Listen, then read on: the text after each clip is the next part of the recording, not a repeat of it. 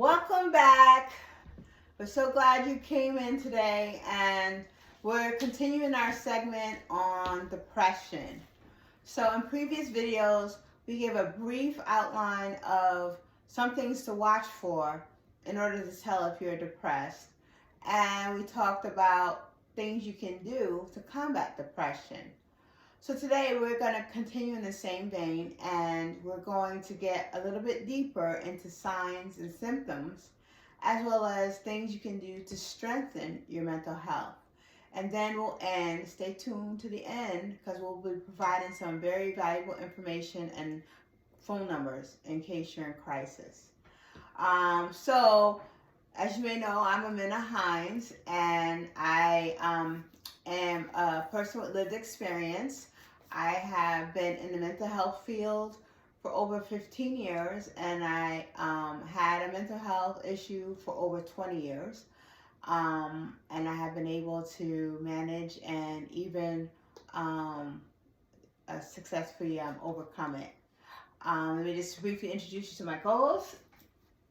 Hi, my name is Tricina Grill, and I have lived experience my own self. I've suffered with depression and all types of mental health ever since I was young, but I wasn't born with that. It was because of the nurturing of my life. That's what happened to me. So we really got to be careful how we take care of our children and how we raise our kids. Mm-hmm. So we're going to go back to Amina. Okay, so as I promised, we're going to talk in greater detail about what to look for in order to tell if you're depressed. Now keep in mind, all of these symptoms are not going to be things that you see one or two times, like feeling sad, because feeling sad is a normal emotion. But if these signs persist over several weeks, then there's a good chance you may be depressed. So like I mentioned, feeling sad is a sign of depression. And again, this is not a 1 or 2 day thing, or maybe you just got news that someone passed away. But if you find that over a long period of time, at least several weeks, you're constantly feeling sad, then that's a good sign of depression. Another sign is anxiety or emptiness.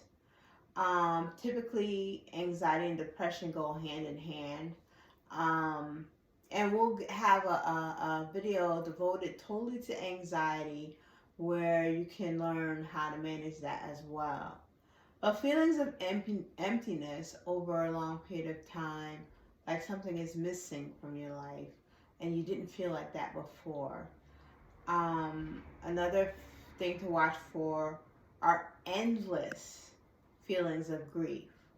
So this is not, again, a one-time thing or an occasional thing. It's ongoing, it's persistent, and it overwhelms you. That is also a sign of depression. Another sign is feeling worthless or guilty.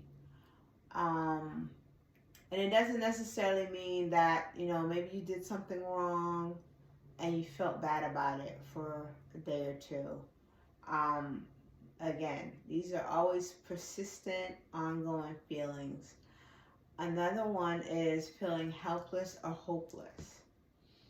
And sometimes if you're a person who watches the news a lot, sometimes these feelings will come over you. However, again, if it's a long-term feeling, persistent, everyday feeling, then that's a good sign of depression. Another one is feeling tired all the time and not having any energy, especially if you know you're getting sleep, and a lot of it, because people who are depressed tend to sleep a lot, but you still have no energy and you're still tired in spite of getting sleep. Feeling restless, irritable, or agitated. That is also something that it's not necessarily due to like boredom or someone doing something to irritate you or agitate you, but it's like you can't explain You have these feelings and you don't know why. Eating more or less than usual.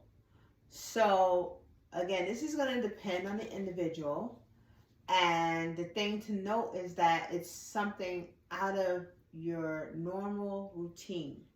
So if you're a person who has a healthy appetite, but all of a sudden no longer have a desire to eat, or you just can't eat because you're so anxious and you're so down, then that's a sign of depression. Or let's say you're a person who typically, again, has a normal appetite, but all of a sudden you just can't stop eating. You're doing emotional eating. You're trying to stuff your feelings, and you're trying to avoid dealing with whatever issue is underlying or causing you to feel some of the feelings I mentioned earlier.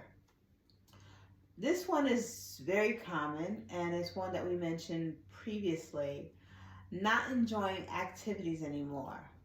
So, for instance, let's say you used to always love to chat with your neighbor in the mornings, or go for a walk, or you like to go skiing. Whatever it is that you always love to do no longer brings you any pleasure, and you no longer want to do it.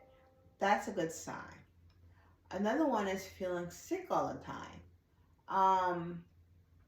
And this could be you don't have any kind of like respiratory illness or COVID or anything like that. It's just, I know it kind of goes hand in hand with feeling tired, kind of run down.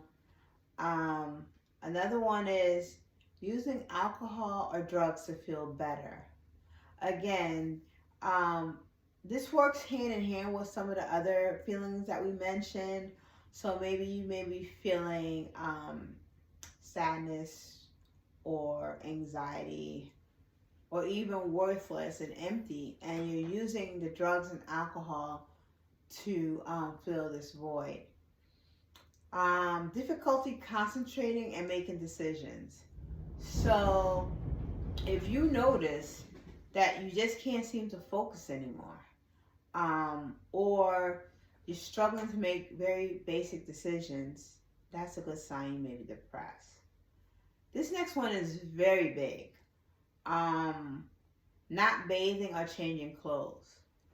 And this one you wouldn't need to wait several weeks. If you see like after like 2 days, you don't want to bathe and you don't want to change your clothes, that's a critical sign of depression. Last but not least is thinking about suicide or death. And these are typically not just passing thoughts, but they're overwhelming, persistent, consuming thoughts. So again, keep in mind that these are not isolated feelings or incidents, but these are ongoing over several weeks. And many times, these different signs appear together. So you may notice like 3 or 4 signs. So just keep these things in mind. And now Ms. Greer is going to talk about how to strengthen your mental health. Hi, ladies and gentlemen. We touched a lot of things last week about how to strengthen our mental health. So right now I'm just going to add a little bit more to what we already talked about. And some things that I came up with is to turn off the TV, because sometimes the TV could be very depressing. Like my co-host just said, watching the news all the time. Watching the news all the time is very depressing for me, especially with all the wars and immigration, and people hungry, people are homeless. Oh my God, it's so depressing to watch the news that sometimes it's good to turn the TV off. When you turn the TV off, maybe pick a book up to read. Try to draw. Or maybe try practicing knitting. That's what I'm going to try to learn how to do, is knitting. Because I've known a lot of people in my life that have knit because of the depression. And they have came up with some great creations when it comes to knitting. So you know what? I'm going to give that a try. Having a real support system. calling a friend, calling a peer, calling a family member, someone that you know is going to be there for you, to support you, to help walk you through the things that you are going through at that moment. Listen to music, dancing. I love music. I love dancing. It's just that we gotta be careful what we feed our mind, because these days and time, the kind of music that they do have, a lot of it is very negative. But we also have some very positive music. So be careful what kind of music you listen to. Make sure it's inspiring. Make sure it's uplifting. Make sure it's gonna make you feel good emotionally. You know what I did? I volunteered a lot when I wasn't working in the midst of my depression. I volunteered at the soup kitchen. I volunteered at the homeless shelter. I volunteered at this place called CCAR. And you know what? By me volunteering and getting out there in the community really, really helped me a lot. It helped me to fulfill a void that was missing, even if it was just for an hour or two. We talked about last week writing a journal. It's very good to write. I'm not a writer because I don't like to spend time with myself. So this is something I really find very difficult to do, is spending time with myself writing a journal. But I definitely gonna have to start doing that.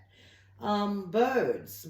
Put up a bird cage. If you like nature, you like to watch the birds come in and out. You know, put up a bird cage. Put some seeds into it. And just sit there and watch the birds come in and out, just to see all the different colors, all the different type of birds that your bird cage will attract. Play games, board games. Board games are very good to keep your mind occupied.